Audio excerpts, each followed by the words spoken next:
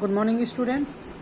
आज हम मानव कल्याण में सूक्ष्म जीव माइक्रोब्स इन ह्यूमन वेलफेयर के क्रम में पढ़ेंगे जैव नियंत्रण कारक के रूप में सूक्ष्म जीव।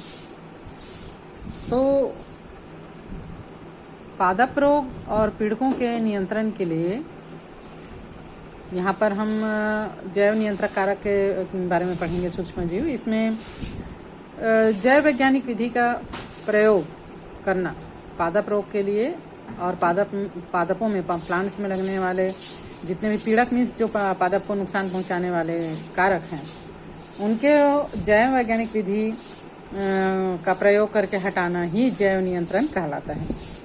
हरित क्रांति के साथ साथ विभिन्न प्रकार के पीड़क और पादप रोगों की संख्या में भी वृद्धि हुई है ना। हरित क्रांति जब चला पादपों को लगाने के लिए तो बहुत सारे प्रकार के पीड़क जो कि पादपों को नुकसान पहुंचाते हैं और पादप में होने वाले रोगों की संख्या में भी कंटिन्यू ग्रोथ हुआ है।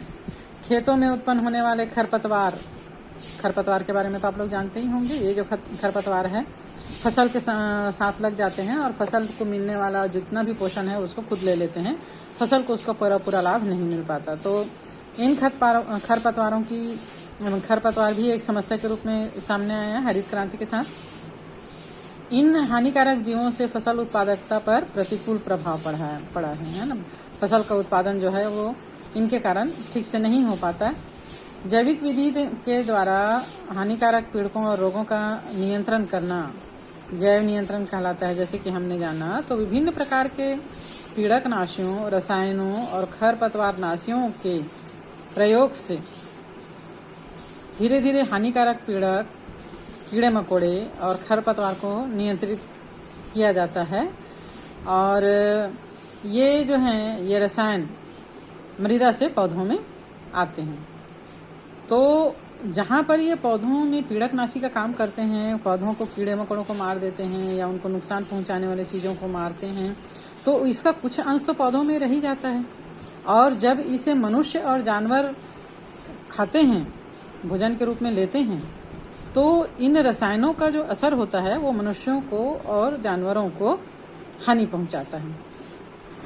मिट्टी में और जल में इसकी अधिक सांद्रता मिट्टी और जल को भी प्रदूषित कर देती है ना। मृदा प्रदूषित होती तो मृदा में उगने वाले फसल भी प्रभावित होते हैं। जल प्रदूषित होती तो जल से जुड़े जितने भी जीव हैं वो प्रभावित होते हैं। इनसे भूमिगत जल भी प्रदूषित हो जाता है। जमीन के नीचे जो हमारा वाटर लेवल है वहां तक के पहुंच जाता है जल में घुलकर।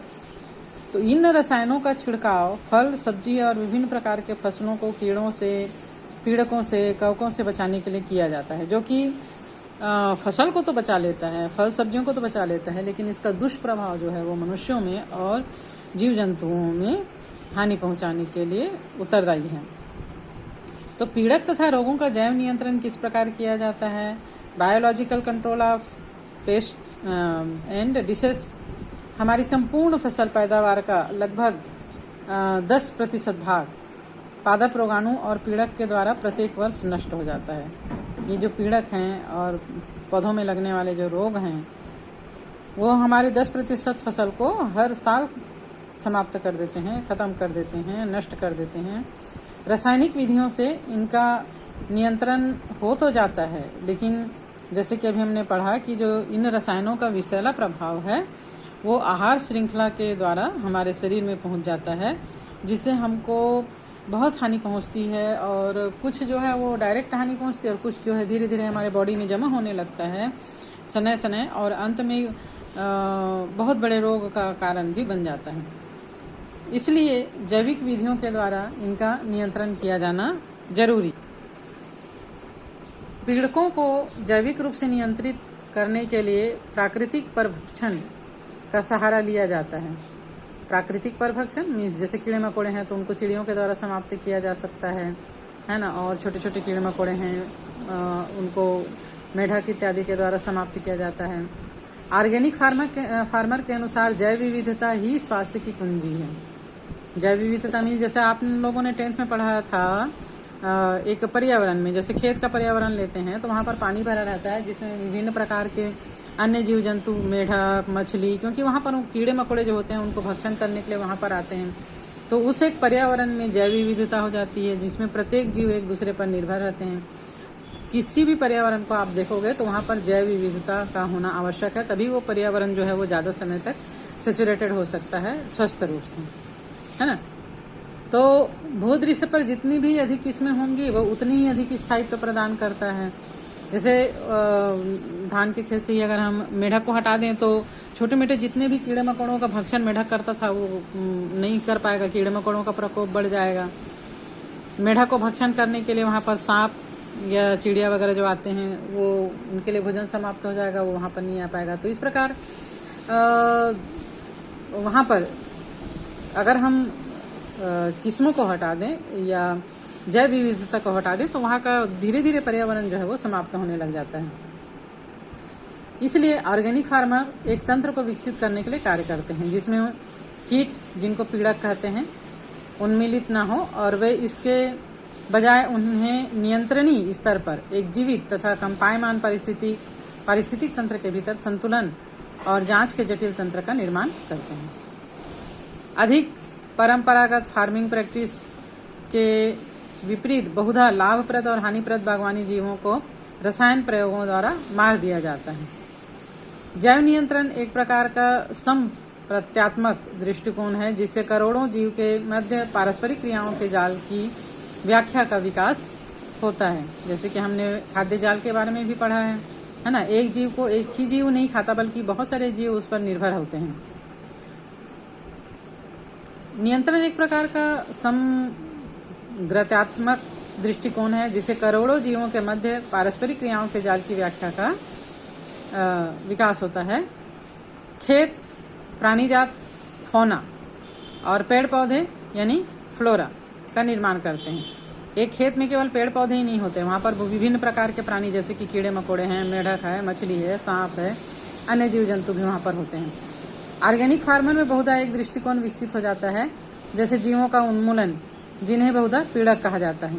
इनका उन्मूलन केवल असंभव ही नहीं बल्कि अवांछनीय भी है। इसके बिना लाभप्रद परभक्षी और परजीवी कीट जीवित नहीं रह पाएंगे जो पीड़कों पर अपने पोषण या भोजन के लिए आश्रित है। जैसे मेढक है, मेढक खेत में पाया जाने वाला मेढक जो है वो खेत में पाए जाने वाले पीड़क जो फसल को नुकसान पहुंचा रहे कीड़े मकोड़े उनका भक्षण करते हैं, उन पर आश्रित हैं। इस प्रकार जैव नियंत्रण विधि से विषाक्त रसायन और पीड़क नाशियों पर हमारी जो आश्रिता है वह काफी हद तक घट जाता है। जीव विज्ञानी फार्मिंग के प्रस्ताव का महत्वपूर्ण भाग विभिन्न जीवन के रूपों से परिचित होता है। एग्जाम्पल के लिए जैसे हमने बताया अभी, खेतों को परभक्षी और पीड़कों द्वारा उनके जीवन चक्र, आहार ग्रहण करने की विधि और वास स्थल के रूप में पसंद किया जाता है। ये सब मिलकर जैव नियंत्रण के उचित साधनों को विकसित करने में सहायक होते हैं। भृंग या बिटल, जिन पर लाल और काली धारियां पाई जाती, छोटा सा कीड़ा है ना। एक व्याध पतंग ड्रैगन फ्लाई, ड्रैगन फ्लाई तो जानते होंगे आप लोग, क्रमशः एफिड और मच्छर से छुटकारा देने के लिए ये लाभप्रद हैं। लेकिन जहां तक सूक्ष्मजीवी जैव नियंत्रण कारकों का प्रश्न है वहां बैक्टीरिया बैसिलस thuringiensis, जिसको BT लिखा जाता है, इसका प्रयोग बटरफ्लाई कैटरपिलर नियंत्रण में किया जाता है। बटरफ्लाई का कैटरपिलर इतना जल्दी फसल को खाता है कि अपने ग्रोथ के लिए वो एक दिन में पूरा का पूरा फसल चौपट कर देता है। शुष्क बीजाणु स्पोर्स सुगंधित थैली के रूप में उपलब्ध रहते हैं जिन्हें पानी में मिला दिया जाता है और इस मिश्रण को दोषपूर्ण पादप जैसे कि सरसों समूह, फल वृक्ष इनकी जिनकी पत्तियां कीट लार्वा द्वारा खा ली जाती है उन पर छिड़काव कर दिया जाता है। पत्तियों पर वृद्धि करने वाले ये लार्वा पत्तियों के साथ बैक्टीरिया को भी खा जाते हैं जो उनकी पाचन नली में जाकर वृद्धि करते हैं। इन जीवाणुओं से टॉक्सिन या जहरीला रसायन निकलता है जिससे लार्वा की मृत्यु हो जाती है, जिससे जीवाणुओं द्वारा सिर्फ कैटरपिलर की मृत्यु होती है जबकि अन्य कीटों को इससे कोई नुकसान नहीं पहुंचता। आनुवांशिक अभियांत्रिकी विधि और ज्ञान विकास होने से बैसिलस thuringiensis के टॉक्सिन्स के लिए जिम्मेदार जीव जिनकी खोज वैज्ञानिकों ने पिछले दशक में की है, जिसे सफलतापूर्वक पौधों में आरोपित किया गया। ऐसा करने के फलस्वरूप पौधे पीड़क प्रतिरोधी हो जाते हैं और पीड़क का प्रकोप इन पौधों पर नहीं हो पाता। BT कॉटन इसका एक उदाहरण है जिसे हमारे देश के कुछ राज्यों में लगाया जाता है। ट्राइकोडर्मा एक ऐसा कवक है जिसका उपयोग पादप रोगों के नियंत्रण में किया जाता है। ये पौधों की जड़ों में पाया जाने वाला कवक है और प्रभावशाली तौर से जैव नियंत्रण कारक की तरह ये कार्य करता है। बहुत सारे प्रकार के पादप रोगों को रोकने में इसका उपयोग किया जाता है। विभिन्न प्रकार के कीट, कीड़े मकोड़े और संधि पादों के जैविक नियंत्रण में एक वर्ग के विषाणु या वायरस का भी खास योगदान होता है, जिसे बैक्यूरो वायरस कहा जाता है। ये रोग पैदा करने वाला विषाणु है जो फसल को हानि पहुंचाने वाले कीड़े और संधि पादों में प्रवेश करके उसको मारने का काम करता है। इन वायरसों को एक खास जाति के अंतर्गत रखा गया है जो न्यूक्लियोपॉलीहेड्रोवायरस कहलाते हैं।